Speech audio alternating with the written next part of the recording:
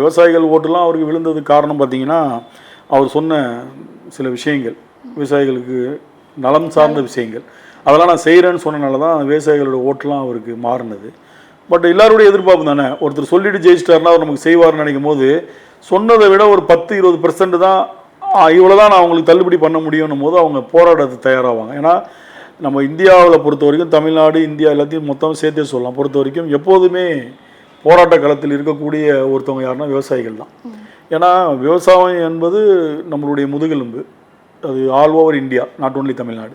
அப்போ அந்த விவசாயிகள் இல்லைன்னா இன்றைக்கி ஏதாவது சொல்லுவாங்க, சேத்துல கால் வைக்க, நீ சோத்துல கை வைக்கிறனா நான் சேத்துல கால் வைக்கணும்வாங்க. அந்த மாதிரி அந்த விஷயங்களுக்கு உண்டான ஒரு முக்கியமான பார்ட் விவசாயிகள். அவங்களுக்கு நீங்கள் சொன்னதில் 100% செய்யலைனா கூட ஒரு 50-70% செய்யணும்.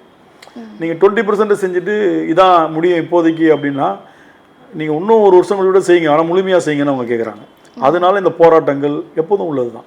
நம்ம தரேன்னு சொல்லிட்டு தரலைன்னா சண்டை தானே போடுவாங்க. அதுக்காக தான் அந்த விவசாயிகள் போராட்டங்கள் அங்கொன்றும் இங்கொன்றும் நிறையா ஒரு எழுச்சி போல் நடந்துகிட்டு இருக்குது. இதை எப்படி விஜய் அவர்கள் சார்ட் அவுட் பண்ண போகிறாருன்னு அவர் ஸ்டைலில் அவர் தான் பண்ணணும்.